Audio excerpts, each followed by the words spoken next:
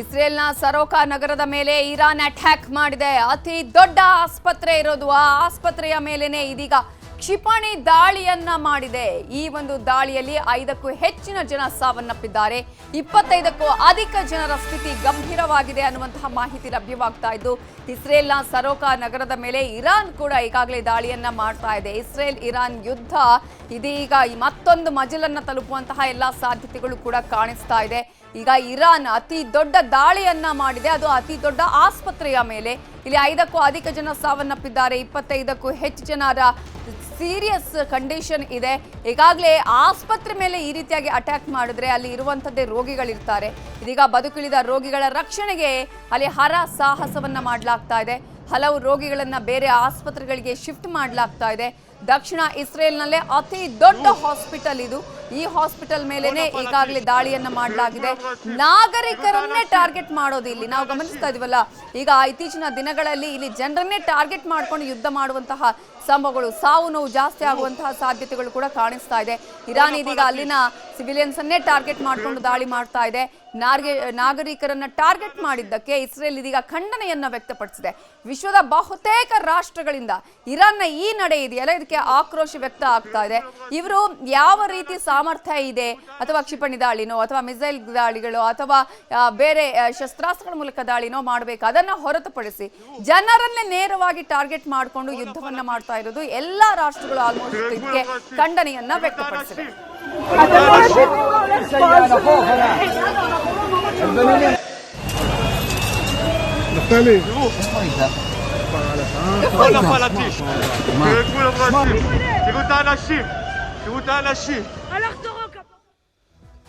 ಇಸ್ರೇಲ್ನ ಹಲವು ಪ್ರದೇಶಗಳ ಮೇಲೆ ಇರಾನ್ ದಾಳಿಯನ್ನ ಮಾಡಿದೆ.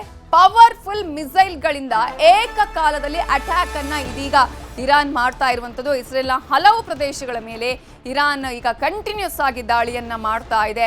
ಪವರ್ಫುಲ್ ಮಿಸೈಲ್ಗಳಿಂದ ಏಕಕಾಲದಲ್ಲಿ ಅಟ್ಯಾಕ್ ಅನ್ನ ಮಾಡ್ತಾ ಇದೆ. ಇರಾನ್ ಸೇನೆಯ ದಾಳಿಗೆ ಇದೀಗ ಹಲವು ಕಟ್ಟಡಗಳು ಕೂಡ ಧ್ವಂಸ ಆಗಿದೆ. ಇಸ್ರೇಲ್ನ ಷೇರು ಮಾರುಕಟ್ಟೆಯ ಕಚೇರಿಯ ಮೇಲೂ ಇದೀಗ ಇರಾನ್ ದಾಳಿಯನ್ನ ಮಾಡಿದೆ. ರಾಜಧಾನಿ ಟೆಲ್ ಅವೀವ್ ಪ್ರದೇಶದ ಮೇಲೆ ಇರಾನ್ ದಾಳಿಯನ್ನ ಮಾಡಿದೆ. ಇಸ್ರೇಲ್ನ ಹೀಗೆ ಹಲವು ಪ್ರದೇಶಗಳ ಮೇಲೆ ಇರಾನ್ ದಾಳಿಯನ್ನ ಮಾಡಿದೆ. ಕ್ಯಾಪಿಟಲ್ನ ಮೇಲೆ ದಾಳಿಯನ್ನ ಮಾಡಿದೆ, ಅನೇಕ ಕಟ್ಟಡಗಳ ಮೇಲೆ ದಾಳಿಯನ್ನ ಮಾಡಿದೆ. ನಾಗರಿಕರನ್ನೇ ಗುರಿಯಾಗಿಸಿಕೊಂಡು ಈ ಇರಾನ್ ದಾಳಿಯನ್ನ ಮಾಡ್ತಾ ಇದೆ. ಈಗ ಆಸ್ಪತ್ರೆಯ ಮೇಲೆ ಕೂಡ ದಾಳಿ ಮಾಡಿದೆ. ಏಕಕಾಲದಲ್ಲಿ ಹಲವು ಮಿಸೈಲ್ಗಳಿಂದ ಈಗ ದಾಳಿಯನ್ನ ಕೂಡ ಮಾಡ್ತಾ ಇದೆ. ಇರಾನ್ನ ದಾಳಿಗೆ ಇಸ್ರೇಲ್ನ ಹಲವು ಕಟ್ಟಡಗಳು ಧ್ವಂಸ ಆಗಿದೆ. ಷೇರು ಮಾರುಕಟ್ಟೆಯ ಕಚೇರಿಯ ಮೇಲೂ ಕೂಡ ಈಗಾಗಲೇ ಇರಾನ್ ದಾಳಿಯನ್ನ ಮಾಡಿರುವಂಥದ್ದು. ಇರಾನ್ ಇಸ್ರೇಲ್ ಮಧ್ಯೆ ದೊಡ್ಡ ಮಟ್ಟದ ಸಂಘರ್ಷ ಈಗಾಗಲೇ ನಾವು ನೋಡ್ತಾ ಇದ್ದೀವಿ ಹಲವು ದಿನಗಳಿಂದಲೂ ಕೂಡ. ಇದೀಗ ಮತ್ತೊಂದು ಯುದ್ಧ ಆಗುವಂತಹ ಎಲ್ಲಾ ಲಕ್ಷಣಗಳು ಕಾಣಿಸ್ತಾ ಇದೆ.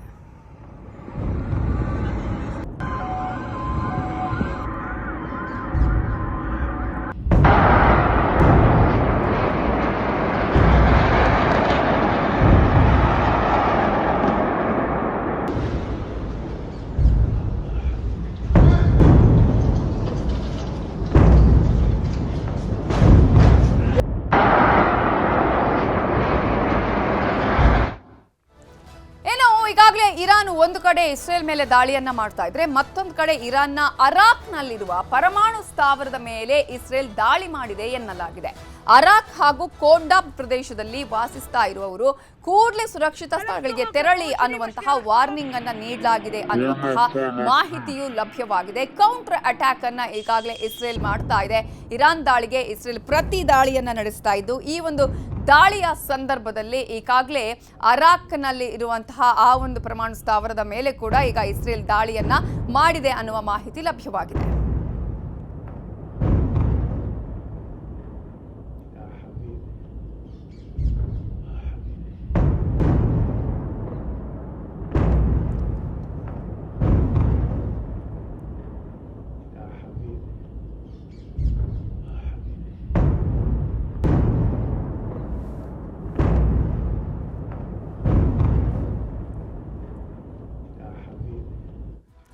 ಈಗಾಗಲೇ ಇರಾನ್ ಹಾಗೆಯೇ ಇಸ್ರೇಲ್ ನಡುವೆ ಸಂಘರ್ಷ ಜೋರಾಗಿದೆ. ಇಂತಹ ಸಂದರ್ಭದಲ್ಲಿ ಅಮೆರಿಕ ಅಧ್ಯಕ್ಷರಾಗಿರುವಂತಹ ಡೊನಾಲ್ಡ್ ಟ್ರಂಪ್ ಅವರು ಆಲ್ರೆಡಿ ಇದೀಗ ಒಂದು ರೀತಿಯಲ್ಲಿ ಹೇಳಿಕೆಯನ್ನು ಕೊಟ್ಟಿದ್ದಾರೆ.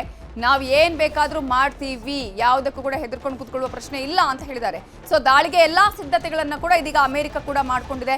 ಯಾವ ಕ್ಷಣದಲ್ಲಿ ಬೇಕಾದ್ರೂ ಇರಾನ್ ಮೇಲೆ ಅಮೆರಿಕ ದಾಳಿ ಮಾಡುವಂತಹ ಸಾಧ್ಯತೆಗಳಿದೆ. ಅದಕ್ಕೆ ಬೇಕಾದಂತಹ ಎಲ್ಲಾ ಸಿದ್ಧತೆಗಳು ಆಗ್ತಾ ಇದೆ. ಏನ್ ಬೇಕಾದ್ರೂ ಮಾಡ್ತೀವಿ ಅನ್ನುವಂತಹ ಒಂದು ಸ್ಟೇಟ್ಮೆಂಟ್ ಇದೆಯಲ್ಲ, ಇದುವೇ ಇದೀಗ ಯುದ್ಧ ಆಗತ್ತಾ ಅನ್ನುವ ಪ್ರಶ್ನೆಯನ್ನ ಹುಟ್ಟುಹಾಕಿದೆ. ಇಸ್ರೇಲ್ಗೆ ತೈಲ ಪೂರೈಸುವ ಟ್ಯಾಂಕರ್ ಆಗಿರ್ಬೋದು, ಯುದ್ಧ ವಿಮಾನಗಳನ್ನ ರವಾನೆ ಮಾಡಲಾಗಿದೆ. ಪ್ರೆಸ್ಟ್ ವೇಕರ್ ಸ್ಕಾಟ್ಲೆಂಡ್ನ ಯುರೋಪ್ ವಾಯುನೆಲೆಗಳಿಗೆ ಈಗ ಇವೆಲ್ಲವನ್ನ ಕೂಡ ರವಾನೆ ಮಾಡಲಾಗ್ತಾ ಇದ್ದು, ಇಟಲಿಯಿಂದ ಸೌದಿ ವಾಯುನೆಲೆಗೆ ಯುದ್ಧ ವಿಮಾನಗಳನ್ನ ರವಾನೆ ಮಾಡಲಾಗ್ತಾ ಇದೆ.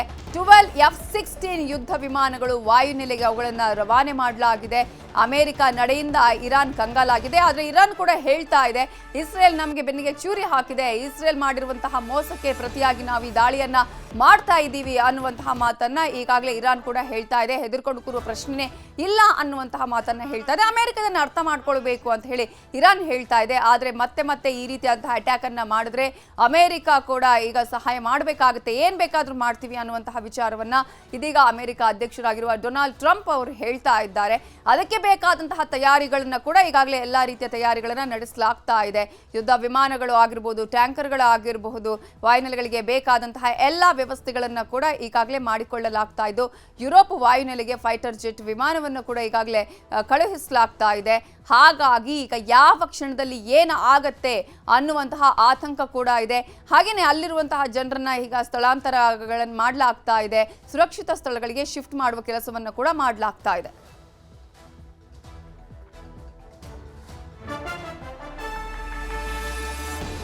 ಇರಾನ್ ಇಸ್ರೇಲ್ ನಡುವೆ ಸಂಘರ್ಷ ಜೋರಾಗಿದೆ. ಈ ಒಂದು ಸಂಘರ್ಷದ ಸಂದರ್ಭದಲ್ಲಿ ಇಸ್ರೇಲ್ ಪರವಾಗಿ ನಿಂತಿದ್ದಾರೆ ಅಮೆರಿಕ ಅಧ್ಯಕ್ಷ, ವಿಶ್ವದ ದೊಡ್ಡಣ್ಣ ಆಗಿರುವಂತಹ ಇದೀಗ ಅಮೆರಿಕ ಡೊನಾಲ್ಡ್ ಟ್ರಂಪ್ ಅವರು ಹೇಳ್ತಾ ಇದ್ದಾರೆ, ಅಮೆರಿಕ ನಿರ್ಧಾರಕ್ಕೆ ಸದಾ ಸ್ವಾಗತ ಅಂತ ಹೇಳಿ ಇಸ್ರೇಲ್ ಕೂಡ ಅಲ್ಲಿ ಒಂದು ಕೃತಜ್ಞತೆಯನ್ನ ಸಲ್ಲಿಸಿದೆ.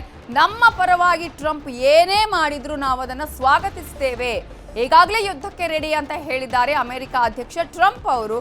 ಸೊ ಟ್ರಂಪ್ ಆದೇಶಕ್ಕೆ ಇದೀಗ ಅಮೆರಿಕ ಸೇನೆ ಕಾಯ್ತಾ ಇದೆ. ಒಂದು ಸಲ ಆರ್ಡರ್ ಕೊಟ್ಟು ಬಿಟ್ರೆ ಯುದ್ಧ ಆರಂಭ ಆದ ಹಾಗೇನೆ. ಸೊ ನಮ್ಮ ಪರವಾಗಿ ಟ್ರಂಪ್ ಏನೇ ಮಾಡಿದ್ರು ನಾವು ಅದನ್ನ ಸ್ವಾಗತಿಸ್ತೇವೆ ಅಂತ ಇಸ್ರೇಲ್ ಈಗ ಹೇಳ್ತಾ ಇದೆ. ಇರಾನಿಗೆ ಪದೇ ವಾರ್ನಿಂಗ್ ಅನ್ನ ಕೊಡ್ತಾನೆ ಇದ್ದಾರೆ ಅಮೆರಿಕ ಅಧ್ಯಕ್ಷರಾಗಿರುವ ಡೊನಾಲ್ಡ್ ಟ್ರಂಪ್ ಅವರು. ಬೇಡ, ಯುದ್ಧದ ವಾತಾವರಣವನ್ನ ನಿರ್ಮಾಣ ಮಾಡೋದು ಬೇಡ, ಯುದ್ಧ ಬೇಡ ಅಂತ ಹೇಳಿ ಸಾಕಷ್ಟು ಬಾರಿ ಎಚ್ಚರಿಕೆ ಕೊಟ್ಟರು ಕೂಡ ಇರಾನ್ ಕೂಡ ಕೇಳುವ ಪರಿಸ್ಥಿತಿಯಲ್ಲಿ ಇದ್ದ. ಆದ್ರೆ ಇದೀಗ ಒಳಗೊಳಗೆ ಯುದ್ಧಕ್ಕೆ ಬೇಕಾದ ಎಲ್ಲಾ ತಯಾರಿಯೂ ಕೂಡ ಇದೀಗ ಅಮೆರಿಕವು ಮಾಡ್ಕೊಳ್ತಾ ಇದೆ. ಈ ವಿಚಾರವನ್ನೇ ಇಟ್ಟುಕೊಂಡು ಇದೀಗ ಇಸ್ರೇಲ್ ಹೇಳ್ತಾ ಇದೆ, ಅಮೆರಿಕ ಯಾವುದೇ ನಿರ್ಧಾರ ತೆಗೆದುಕೊಂಡ್ರು ನಾವು ಅದಕ್ಕೆ ಬದ್ಧರಾಗಿದ್ದೇವೆ, ನಾವು ಅದನ್ನ ಸ್ವಾಗತ ಮಾಡ್ತೇವೆ ಅನ್ನುವಂತಹ ವಿಚಾರವನ್ನ ಇದೀಗ ಇಸ್ರೇಲ್ ಹೇಳ್ತಾ ಇದೆ.